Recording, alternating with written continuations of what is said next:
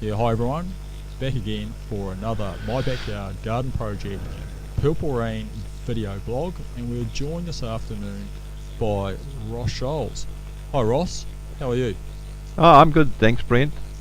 I wanted to talk about growing your own food, but in a worldwide context.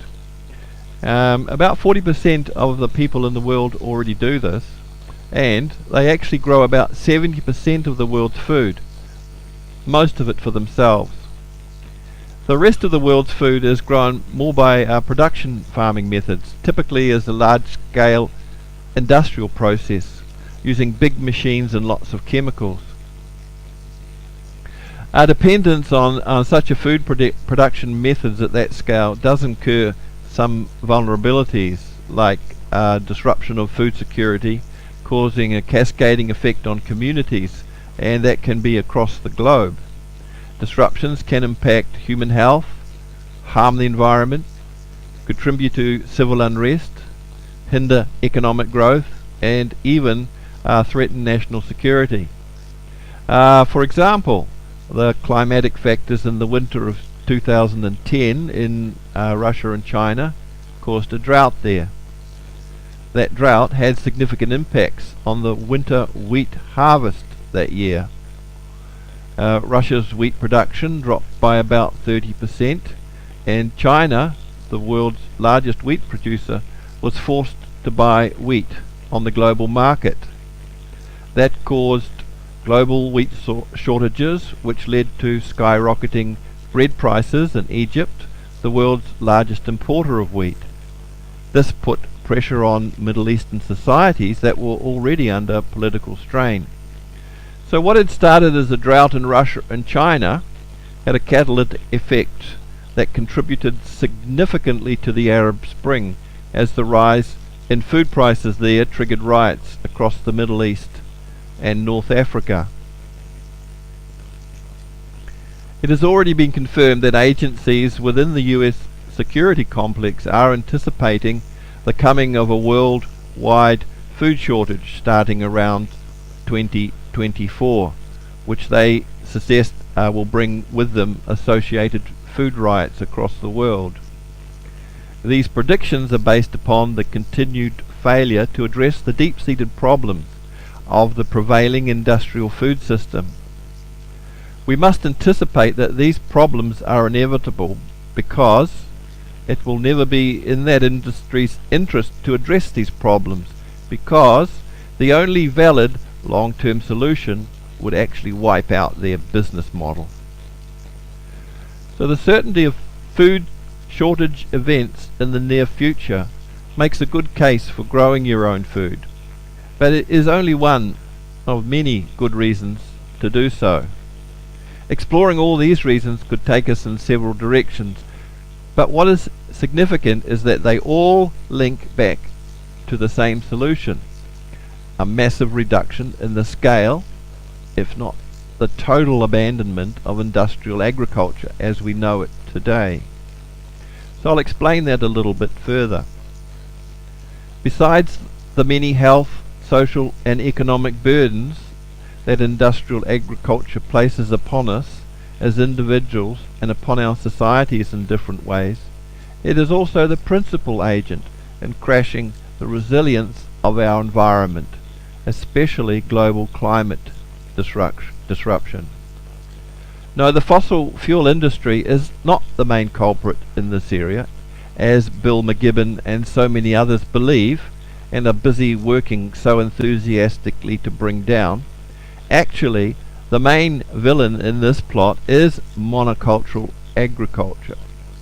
It is the big ag giants like Monsanto, Syngenta, Kale, Bayer, Dow and Pfizer who are the beneficiaries of the silence around this issue, with the backing of the neoconservative elements in the US government and its media. So here are the facts. The industrial food production and distribution system is responsible for 47 to 57% of greenhouse gas emissions. For more details on that, see how it breaks down, do a search for the short documentary which you can find called Together we can cool the planet. Industrial scale farming involves monoculture, i.e. single crop production methods on a massive scale. Besides the toxicity to our food and environment and the collapse in biodiversity which result from this, it also causes the total loss of humus from the soil over hundreds of thousands of hectares of farmland. The breakdown of this organic matter releases carbon dioxide into the atmosphere, and most experts estimate that this amounts to over 40% of the human added CO2 now found there. For more details on that, you can do a search for the TEDx talk by Graham Sate in YouTube called Humus, the Essential Ingredient. Because over half the world's population now lives in cities and everybody wants to eat every day, big food has become big business. In fact, the biggest in the world. This has attracted some pretty big agendas associated with global power. In fact, there is actually an all-out war going on around food. We can identify it as the battle between food from somewhere versus food from nowhere. We could call it the war of the century. So every time you buy supermarket food, you are voting for Big Ag, Big Chem, Big Media, Big Bank to win this war. The same side that is destroying the environment, undermining the culture, land rights and welfare and health of billions of people across the planet.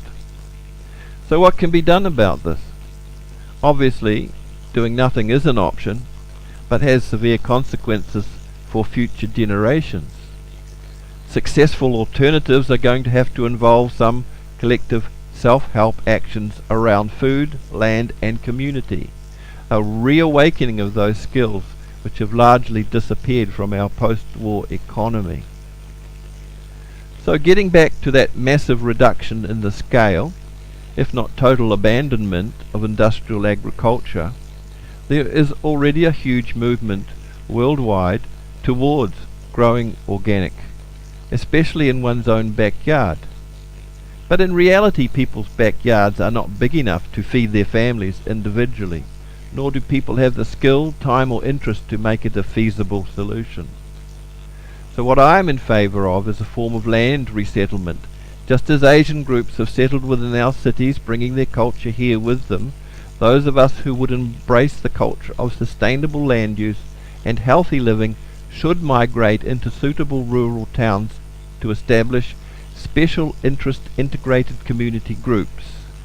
There are many benefits to be experienced directly and indirectly from doing this. I've called this process agrarian rural urban synthesis, and ideally it does not exclude the poor. I've started a program for working towards this, but it is still in the very early stages. Anyone who wants to can register their long-term interest here at peasants.org.nz. It is a network, not a business, so the more people that do show an interest and participate, then the faster it will grow. Thank you.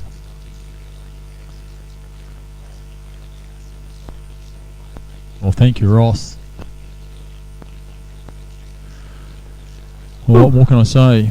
How do we do? Right up in the description when we put this up on YouTube, what those links are that you can link onto, which Ross mentioned in his video blog. Thanks again, Ross.